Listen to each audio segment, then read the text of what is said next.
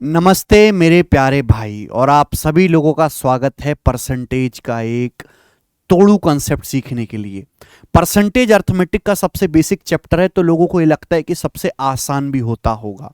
इसमें केवल आसान बातें भी होंगी, लेकिन परसेंटेज में जब लैंग्वेज को बड़ा कर दिया जाता है, डाटा को मुश्किल कर दिया जाता है, तो बच्चों की हालत खराब होने लगती है। और आजकल एग्जामिनर इसी चीज का फायदा उठाता है, लंबी लंबी लैंग्वेज के सवाल, कैलकुलेटिव डाटा अप्रोक्सीमेशन वाले सवाल भर भर के देता है। तो आज की क्लास में परसेंटेज का मैं आपको ऐसा कंसेप्ट सिखाऊंगा और उस पर ऐसे सवाल दिखाऊंगा जिसको देख के आपका कलेजा दहल जाएगा और आप विश्वास नहीं करोगे कि सीएचएसएल सीजीएल जैसे एग्जाम्स में ऐसे सवाल लगातार आ रहे हैं और बच्चे उनको कर नहीं पा रहे। आप ये सवाल देखो जरा एक बार, जो कि पूछा गया है सीएचएसएल प्री 2024 के एग्जाम में। मात्र 9% बच्चे ही सवाल को ठीक कर पाए हैं, और जो कर पाए हैं वो वही हैं जिनका सिलेक्शन होने के चांसेस काफी ज्यादा हैं, जो नौकरी की तरफ बढ़ चुके हैं। मुझे इस सवाल तक आपको तैयार करना है कि आप 100 में से 99 को लात मार के टॉप 9 में आ सको, ठीक है। लेकिन उससे पहले मुझे आपको थोड़ा सा बेसिक समझाना पड़ेगा। चलिए, यह है कॉन्सेप्ट सक्सेसिव परसेंटेज चेंज का क्रमागत प्रतिशत परिवर्तन, ठीक है मेरे प्यारे भाई।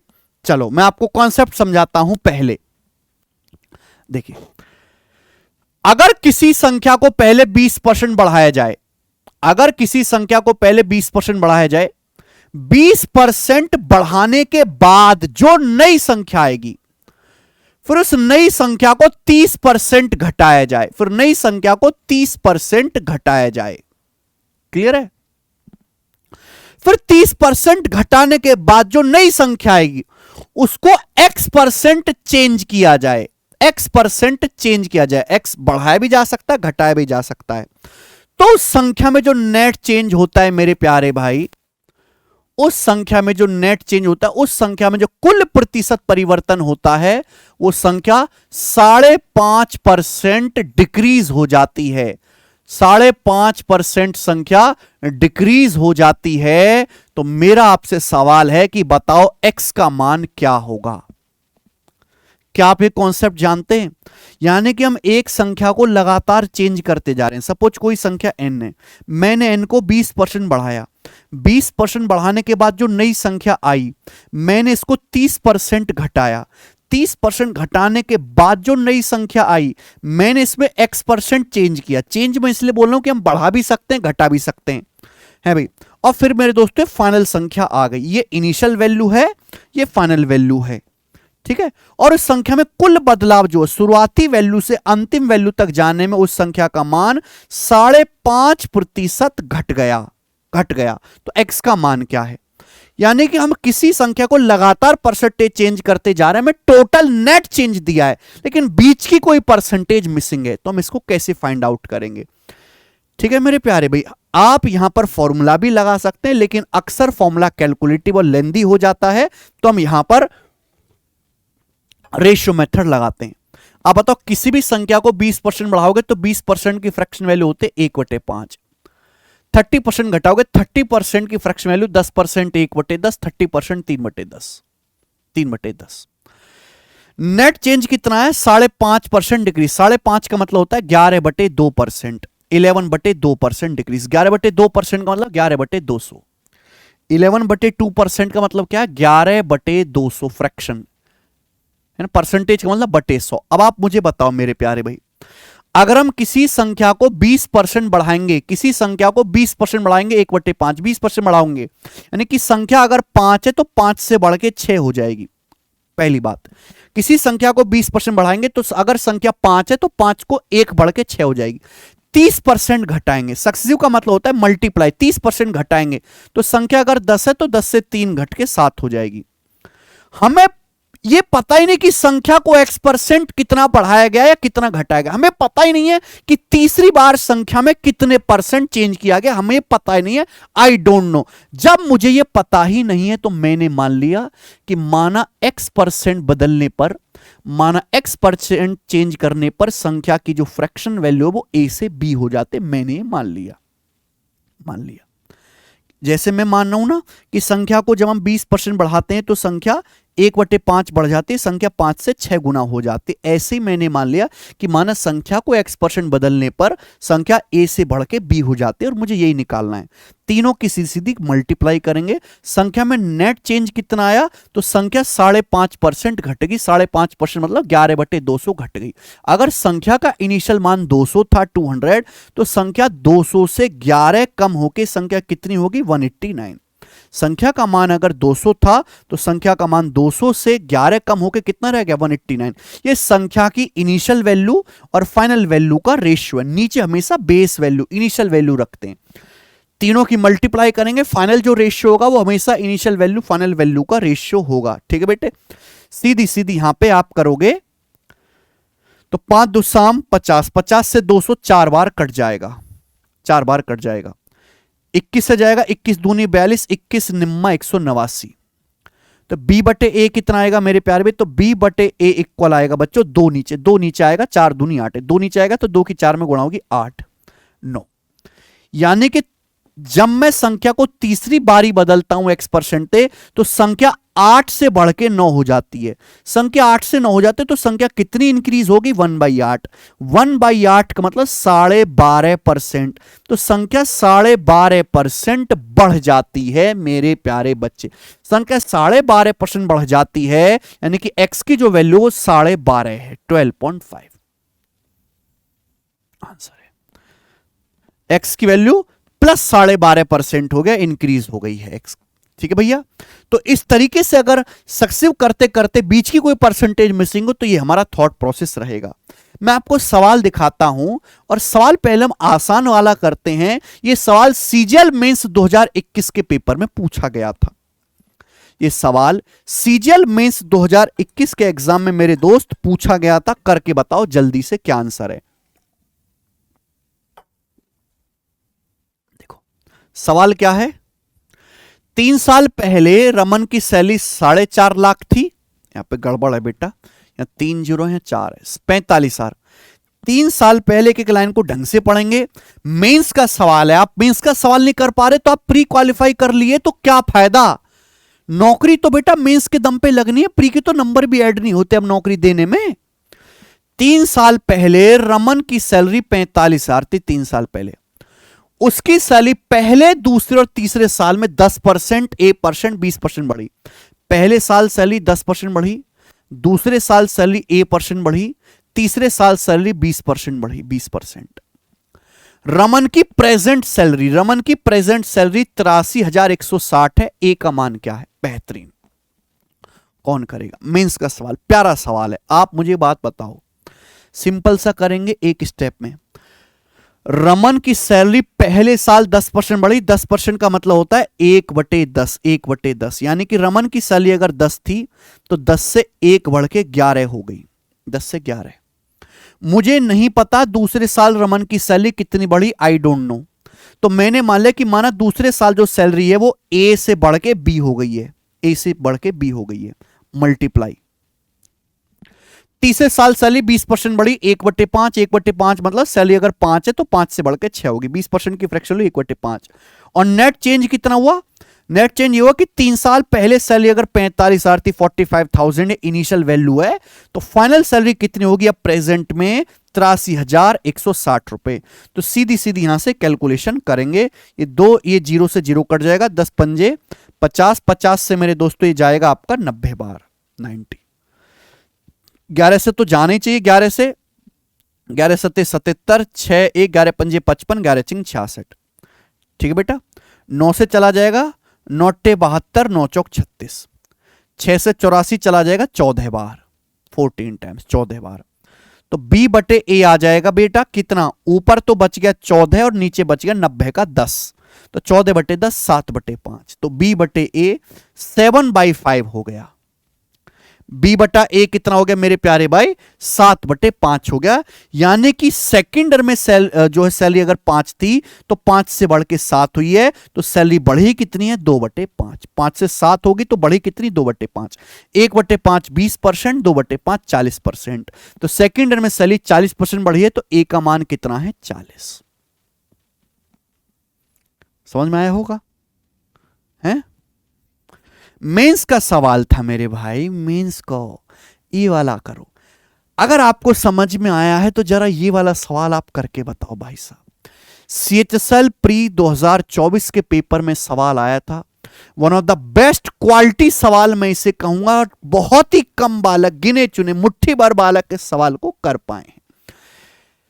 एग्जामिनर अगर इस लेवल का सोच रहा है तो कभी भी मेंस का लेवल बढ़ाया जा सकता है। आपको हर स्थिति के लिए तैयार रहना चाहिए, ठीक है। पिछले साल आप सीजल मेंस का पेपर दे लीजिए, कई सालों से आसान हो रहा था, लेकिन पिछली बार मॉडरेट पेपर आया, तो पेपर का लेवल कभी भी ऊपर नीचे हो सकता है, क्योंकि फ्लक्चुएशन बहुत है सवालों में। बहुत इजी, बहुत मॉडरेट, बहुत डिफिकल्ट, हर वैरायटी का क्वेश्चन आ रहा है। प्री का सवाल है, करो बच्चे, ठीक है। ये जो कॉन्सेप्ट मैं आपको सिखा रहा हूं यहां पर, ये कॉन्सेप्ट आपको इस बुक में मिल जाएगा, मैथ्स कॉन्सेप्ट किंग। अगर आपके पास ये बुक नहीं है तो इस बुक को ऑनलाइन ऑर्डर कर लो। यहां पे साफ साफ आप देखो लिखा हुआ है, original product, best seller, best quality, 10 lakh plus student first choice. ये हम ऐसे नहीं लिखते, 10 लाख से ज्यादा स्टूडेंट इसको अपने पास रखते हैं, कलेजे से लगा के रात को साइड में रख के सोते हैं, क्या पता इसकी आत्मा उनके शरीर में घुस जाए, ठीक है भाई, क्योंकि रिवीजन का इससे बढ़िया सोर्स नहीं हो सकता। सीजीएल 2023 का टॉपर, CHSL 2023 का टॉपर इसी बुक से पढ़ा है, इसी बुक से, ठीक है। हो सकता है अगले टॉपर आप बने। जितने भी फॉर्मूला, कंसेप्ट, थ्योरी सब इसमें लिखा हुआ है, एकदम उसको चार्ट डाले। अगर आप डेली के डेली 5-6 पेज भी पढ़ोगे तो 2-3 महीने के अंदर गणित के सारे कॉन्सेप्ट रिवाइज हो जाएंगे। प्रैक्टिस का काम केवल बचेगा, प्रैक्टिस तो हम आपको इस चैनल पे फ्री करवाते ही हैं। चैनल का नाम मैथ्स कॉन्सेप्ट किंग, बुक का नाम मैथ्स कॉन्सेप्ट किंग, और हम सामने जिंदा हैं कॉन्सेप्ट किंग। सवाल करेंगे। महीने के पहले दिन की शुरुआत में राजेश के पास 500 अंडे थे, यानी कि इनिशियली महीना शुरू हुआ, राजेश के पास शुरुआत में 500 अंडे थे।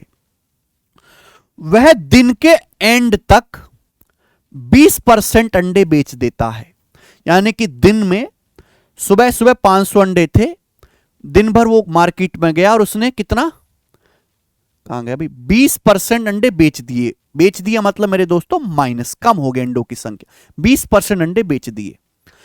अगले दिन की शुरुआत में 20% अंडे जोड़ता है और अगले दिन के अंत में 20% अंडे बेचता है।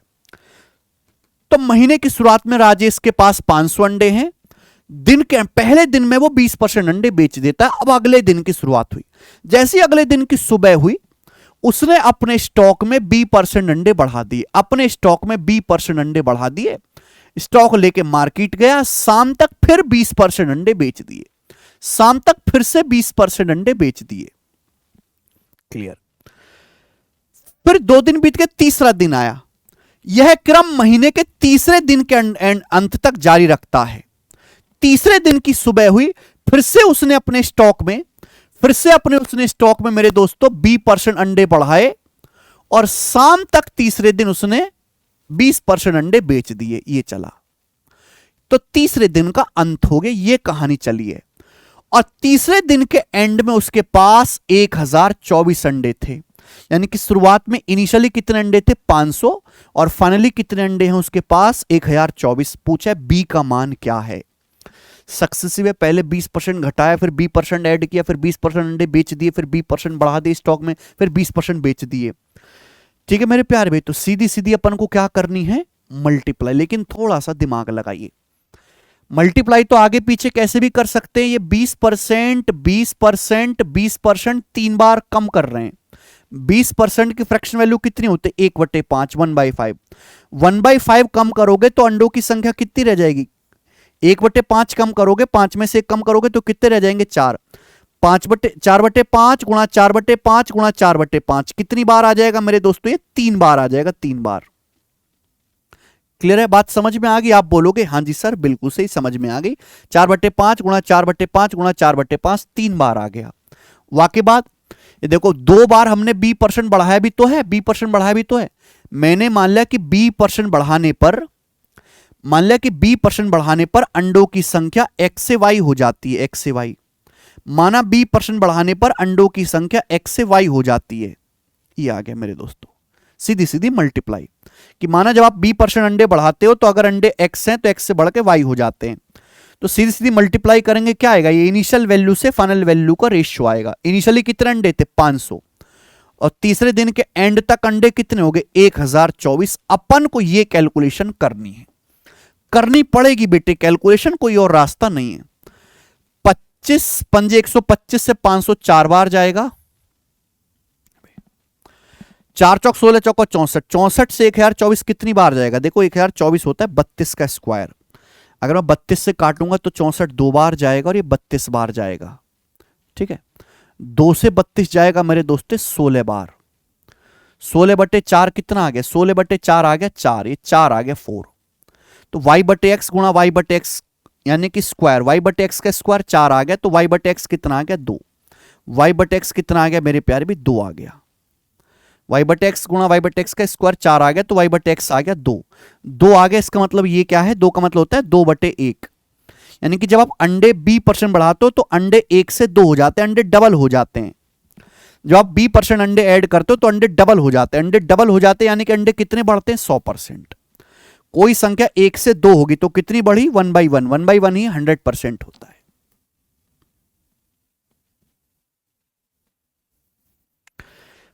बहुत प्यारा सवाल है, खतरनाक, ये एसएससी का जलवा है, ये साल 2024 में एसएससी का जलवा है बेटे, देख लो आप जलवा।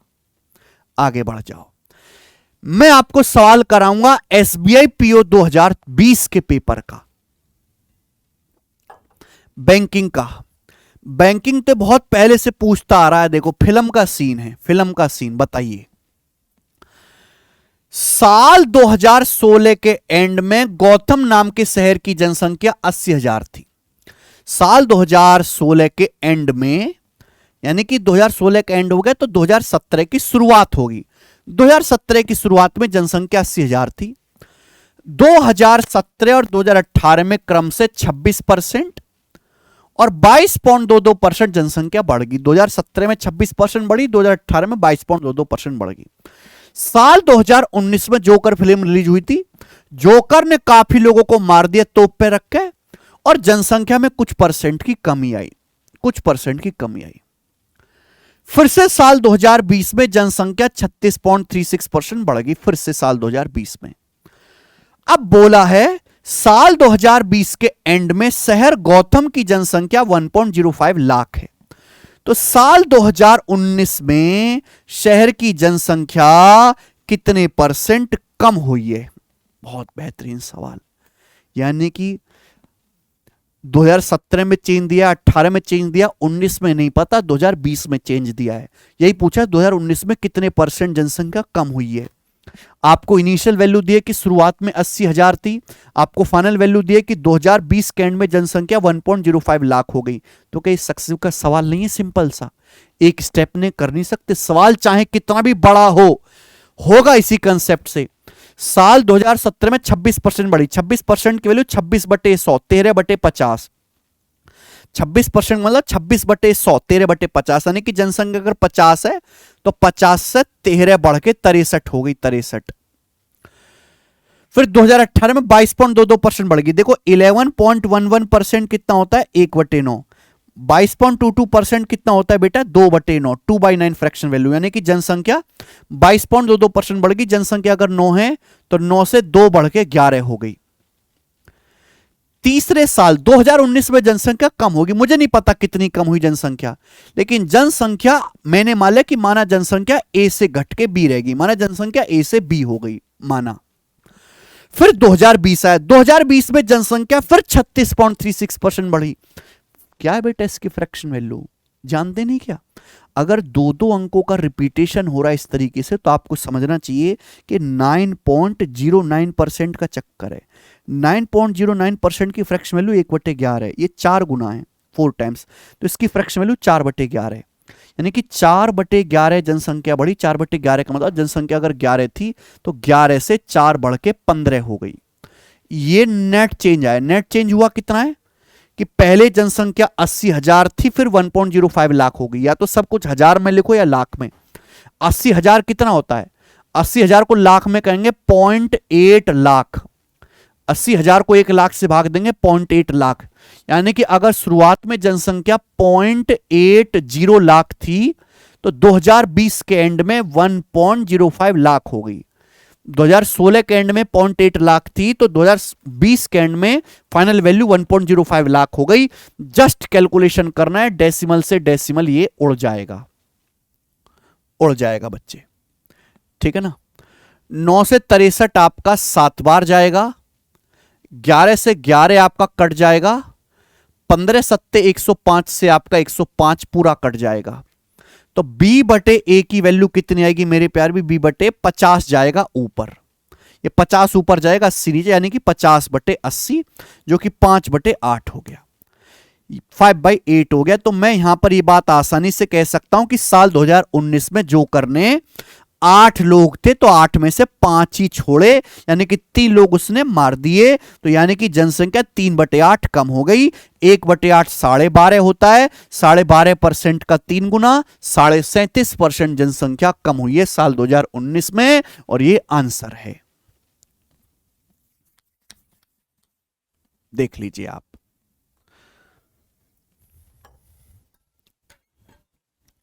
दिस इज द सवाल, ये सवाल है, सवाल नहीं ये बवाल है।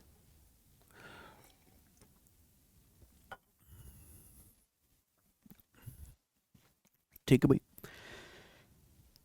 देखो ये जो कॉन्सेप्ट है डिस्काउंट वाले चैप्टर में भी लग जाता है। डिस्काउंट वाले, मैंने आपको डिस्काउंट के 2 सवालों करवाता हूं, ठीक है, बस जल्दी वीडियो एंड खत्म करने वाले हैं। 2 सवाल है, कौन सा करवा दूं, ये वाला करवा देता हूं मैं, ये वाला। देखो अगर हम किसी वस्तु पर लगातार छूट देते हैं तो लगातार छूट भी तो सक्सेसिव है, लगातार छूट भी तो सक्सेसिव है, लगातार छूट। जैसे मैं आपको एक सवाल दिखाता हूं, बोला है किसी वस्तु के एमआरपी पर लगातार 3 छूट दी गई और 19% की सिंगल छूट के बराबर है। किसी वस्तु के एमआरपी पर लगातार 3 छूट दी गई जो 19% की सिंगल छूट के बराबर है। पहली दूसरी छूट 10 और 4% है। पहली छूट दी गई, वस्तु का एमआरपी है, पहले 10% की छूट दी गई, फिर जो वैल्यू आई उस पर 4% की छूट दी गई, फिर एक तीसरी छूट और दी गई, तीसरी छूट और दी गई, और तीसरी छूट देने के बाद फाइनली वस्तु को बेच देंगे, फाइनली बेच दिया। और जो कुल छूट हुई, मार्क प्राइस पर जो कुल छूट हुई है वो 19% के 19% की, यानी कि अंकित मूल्य 19% कम करके बेचा गया है। तीसरी छूट क्या, ये भी तो सक्सेसिव है। आप बताओ, आप 10% की छूट दोगे, 10% छूट दोगे, 1/10, 1/10 का मतलब 10 का समान 9 का हो गया, मल्टीप्लाई। फिर आप 4% छूट दोगे, 1/25, 1/25 का मतलब 25 की वस्तु 24 की हो गई।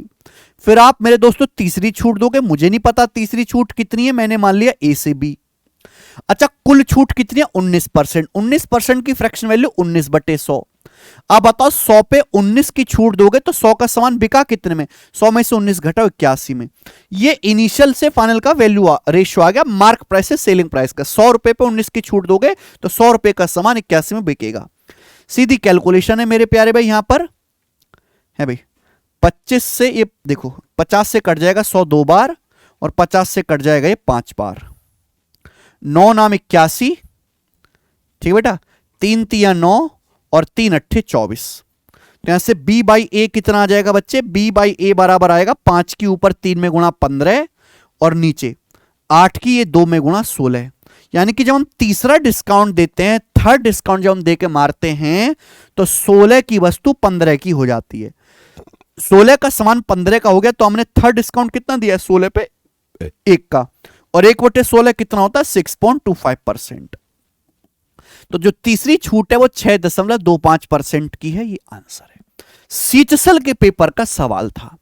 तो क्रमागत छूट के सवालों में भी अगर बीच की कोई भी परसेंटेज मिसिंग है, टाइप समझ लीजिए, ये टाइप समझ लीजिए, ये टाइप है कि हम किसी संख्या को लगातार चेंज करते जा रहे हैं, बीच की परसेंटेज मिसिंग होगी, तो मेरे प्यारे भाई आप इस तरीके से करेगा। एक लास्ट सवाल, बहुत मेहनत से मैंने कंटेंट आपके लिए डिजाइन करके वीडियो बनाई है, मैं रात को रिकॉर्ड कर रहा हूं 1 बजे, सो नहीं रहा हूं, 1 बजे रिकॉर्ड कर रहा हूं तुम्हारे लिए। टाइम देख लो तुम, 12:47 हो रहा है?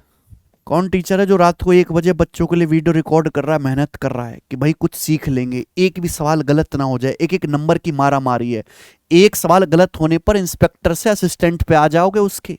अगर आपने 3 नंबर का एक सवाल है मेंस के पेपर में, 3 नंबर का एक सवाल, जीके के 3 सवाल गलत कर दे, नौकरी खत्म। ये समझ चलिए, एक एक नंबर पे सैकड़ों बच्चे घुस जाते हैं 1 नंबर की कंपटीशन पे। आप इस चीज को हल्के में लेते हैं। ठीक है भाई, इस सवाल को सॉल्व करो, सॉल्व करके मुझे कमेंट में बताओ। ये सवाल लेटेस्ट सीजल 2023 के पेपर में पूछा गया, हर बच्चा सॉल्व करेगा, सॉल्व करके मुझे कमेंट में बताएगा। और अगर आपने इसका आंसर नहीं दिया तो भाई मैं एग्जामिनर मेरा याड़ी ही है, टीसीएस में मेरे साथ ही, मैंने ही लगवाया उसे, तो मैं उससे बोल दूंगा ऐसे ऐसे 15-20 सवाल डाल दे, जाबड़ जाबड़ इनकी लंका लगा लौंडों की। ठीक है, तो ऐसी स्थिति ना आए, इससे पहले आप मुझे सॉल्व करो, कमेंट करो, वीडियो को शेयर कर दीजिए। ठीक है बच्चे। हाँ, ये बुक्स मैं आपको बता ही चुका हूं कि कॉन्सेप्ट सीखने के लिए बेस्ट सेलर अपनी कैटेगरी में मैथ्स कॉन्सेप्ट किंग, बिल्कुल मेरी तरह। और रेलवे की नोटिफिकेशन आ गई है, रेलवे की आज ही नोटिफिकेशन आई है एनटीपीसी की, और 10,000 वैकेंसी एनटीपीसी में आई है। ग्रुप डी की नोटिफिकेशन भी बहुत जल्दी आने वाली है। तो जो बच्चे रेलवे की तैयारी कर रहे हैं, ये हमारी रेलवे की बुक्स है प्रैक्टिस के लिए, मैथ्स की और रीजनिंग की, 4000 क्वेश्चन की, अलग अलग नहीं है, सारे रेलवे के सभी एग्जाम की एक ही सिंगल बुक है 4000 क्वेश्चंस की। आप इन बुक को ऑनलाइन अमेजन फ्लिपकार्ट से ले सकते हैं, या फिर ये बुक आरबीटी पब्लिकेशन की आती है, वहां अमेजन फ्लिपकार्ट से शायद आपको थोड़ी महंगी पड़े, आरबीटी पब्लिकेशन की वेबसाइट से डायरेक्ट लोगे तो आपको डिलीवरी चार्ज भी नहीं देना पड़ेगा और सस्ती पड़ेगी। ठीक है ना, केवल रेलवे वाले बच्चों के लिए बुक है, एसएससी वाले बच्चे इस बुक को प्रैक्टिस ना करें। ठीक है, रेलवे और एसएससी में थोड़ा सा सवाल के टेस्ट का फर्क होता है। ठीक है भाई, चलिए तो आज की क्लास में यहीं पे विश्राम देते हैं। अगर आपको और किसी भी कॉन्सेप्ट में डाउट है तो आप मुझे बताओ, मैं वो कॉन्सेप्ट एक्सप्लेन कर दूंगा पूरे तोड़ के साथ। ठीक है ना, रिवीजन के लिए आपको पता है कि हमारा चैनल है, ये हमारा मेन चैनल है भाई, गगन प्रताप मैथ्स, आप इसको ज्वाइन कर लीजिए। यहां तो मैंने आपको सीटसल का एक कॉन्सेप्ट सिखाया है, यहां पर मैं सारा का सारा पेपर सॉल्व करवा रहा हूं। मैंने सीटसल का एलजेब्रा ट्रिग्नोमेट्री कोऑर्डिनेट सॉल्व करवा दिया, अर्थमेटिक की वीडियो भी आ जाएगी। अगर आपको सीपीओ का, सिलेक्शन पोस्ट का, एसएससी जीडी के किसी भी एग्जाम के प्रीवियस ईयर के सवाल देखने टॉप वीडियो सॉल्यूशन की फॉर्म में, तो मैंने फ्री करवा रखा है गगन प्रताप मैथ्स यूट्यूब चैनल पे। आप सभी बच्चे इसको ज्वाइन कर लेंगे। बहुत बहुत धन्यवाद मेरे प्यारे भाई।